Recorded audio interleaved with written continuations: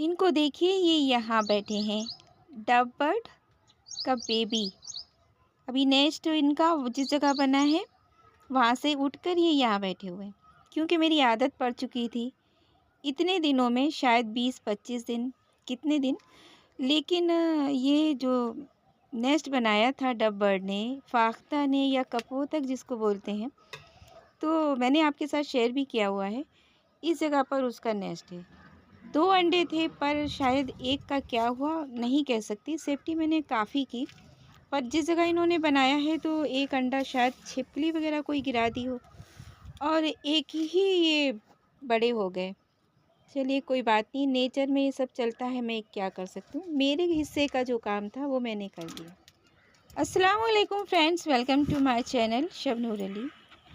पौधे लगाने का सबसे बेहतरीन फ़ायदा यही है, मन की सुकून की चीज़ें, आँखों की रोशनी की चीज़ें। देखिए, मैं यहाँ पर वाटरिंग करने आई थी, और जैसे कि मेरी आदत पड़ चुकी थी, मैं देख कर डालती थी कि पानी कहीं मैं घोंसले के ऊपर न डाल दूँ। तो आज भी मैं देख रही थी, मैंने आपके साथ शेयर किया था ना, क्यूट सा रात में उस दिन देखा था, चांद रात को। तो ठीक है, अब ये उड़ने लगा है देखिए ना, यहाँ से इधर आ गया। और ये कहीं अपने आप को हर्ट ना कर ले, क्योंकि मैं प्रूनिंग वगैरह करती हूँ, तो यहाँ पे टहनियाँ, झाड़ियाँ, लकड़ी, पत्ते थोड़े दिन इकट्ठा कर देती हूँ। तो इनको ये जो एनवायरनमेंट मिला ना, बिल्कुल नेचुरल तरीके से, जैसे कि नेचर होता है। अब इसको डर लग रहा है शायद मुझसे, इसलिए इधर उधर भाग रहा है, जबकि मैं इसको हर्ट नहीं करने वाली। तो मुझे यहाँ से हटना पड़ेगा, शायद वहाँ कांच का टुकड़ा पड़ा है और इसको लग ना जाए, इस वजह से मैं यहाँ से हट रही हूँ। तो नेचर अपना काम खुद ही करती है। जैसे कि मैंने कोई यहाँ नेस्ट बनाया नहीं, बल्कि बनाना मुझे बहुत अच्छा लगता है, पर इनको यहाँ एनवायरनमेंट ऐसा मिला, हरे हरे पेड़, टहनियाँ, नेचुरल तरीके से सब कुछ। तो यहाँ हर साल इनका जोड़ा आता है, और बस इस तरह से पशु नहीं, पक्षियों की क्वांटिटी बढ़ती जाती है। तो अब ये उड़ने लगे हैं और अब अपने आप को संभाल लेंगे। वैसे इनकी मदर के साथ भी अभी भी ये रहते हैं, और वो इनको उड़ना सिखा रहे हैं। चलिए हम और भी देखते हैं। कुछ बेलें मैं दिखाने वाली हूँ, जो कि आप आजकल लगा सकते हैं। फर्स्ट वाइन में दिखा रही हूँ, ये tecoma wine, orange trumpet wine. ये मैंने ना कभी कटिंग से लगाई थी, और हर साल वाइन तो बनी रहती है। ब्लूमिंग अभी इसमें शुरू नहीं हुई है, शायद 1-1.5 साल ही हुए हैं इसको, और लेकिन इस वजह से ना शुरू हुई हो। फिर मौसम आता है जब सर्दियों का, तो बिल्कुल गायब हो जाती है, सूखी सूखी टहनियाँ, ऐसा लगता है कि प्लांट मर गया।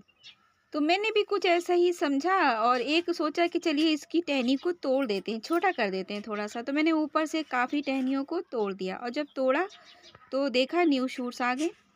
फरवरी, मार्च, अप्रैल, इन सब में ये काफ़ी अच्छी ब्लूमिंग भी करती है, ग्रीन भी हो जाती है। तो टिकोमा वाइन को आप ज़रूर लगाइए।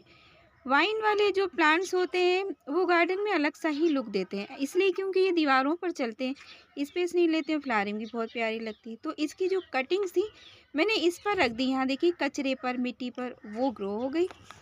और दूसरी वाइन अगर मैं बात करूँ तो अपराजिता की, इसमें ब्लूमिंग शुरू हो गई है, और ये पुरानी है, 2 साल पुरानी है। बीज भी मैंने जगह जगह ग्रो किए, तो छोटे छोटे निकल रहे हैं। तीसरी ये अंगूर की बेल है, ये भी ऐसा लग रहा था जैसे कि सर्दियों में इसकी टहनियाँ बिल्कुल सूखी चट चट बोल रही थी, और फिर मैंने उसकी प्रूनिंग की, वो निकल आई। और ये है नेक्स्ट वाइन, चमेली, 4th नंबर पर। और ये नमी पसंद एक वाइन है, इसको नमी की ज़रूरत है, धूप में इसके सूखे सूखे पत्ते हो जाते हैं। और इसको देखिए, पीली है मेरे पास, एक वाइट है। 5वीं वाइन सब्जियों वाली, सेम 2 साल इसने मुझे फ्रूट दिए, मतलब सब्ज़ी दी है। और प्रूनिंग के बाद ये भी हरी भरी हो गई है, और फिर से सब्ज़ी दे रही है। 6th नंबर पर मॉर्निंग ग्लोरी, बेहद हसीन, बेहद बहुत ज़्यादा खूबसूरत पर्पल कलर के, ब्लू कलर के फूल, और देखिए सारे प्लांट्स पर चढ़ी हुई है। तो जब हम ऐसे पौधे लगाते हैं जो जंगल लुक देने लगते हैं, अपनी ही मर्ज़ी से बढ़ते हैं इधर उधर, मतलब बांधना ना पड़े, इधर उधर खुद ही भाग भाग के जंगल बना दे, तो ऐसे में तितलियाँ, चिड़ियाँ सब कुछ आती हैं। लेकिन ये वाले फूल इनको बहुत पसंद होते हैं, बर्ड्स को, सारी इसके फूलों की कलियाँ काट काट देती, और फिर जब ये खिलते हैं तो कटे कटे से खिलते हैं।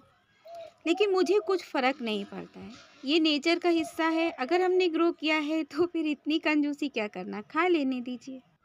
7 नंबर पर ये भागती हुई मधुमालती और 8 नंबर पर अपना बोगनवेलिया।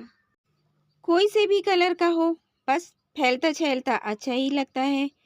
और मैं कुछ बालकनी के उस पार लगी हुई वाइन को दिखाने की कोशिश करूँगी, मैं जिसको कभी कवर नहीं कर पाती हूँ, लेकिन बहुत इम्पोर्टेंट वो वाइन्स हैं, लेकिन किसी भी तरीके से वो मैं आज दिखाने की कोशिश करती हूँ। देखिए, ये नेक्स्ट है अलामांडा की येलो वाली वाइन और बहुत ज़्यादा ब्लूमिंग करती है। इसकी मैं केयर नहीं कर पा रही थी, उसके घोंसले की वजह से डव बर्ड के। पर अब मैं इसको खाद वगैरह दे दूँगी क्योंकि ब्लूमिंग पे ये वैसे ही आ चुकी है। और 10th पर है मोगरा की वाइन। ब्लूमिंग ये बिना केयर के ही शुरू कर चुका है, तो मैं इसकी केयर किसी दिन शेयर करूँगी।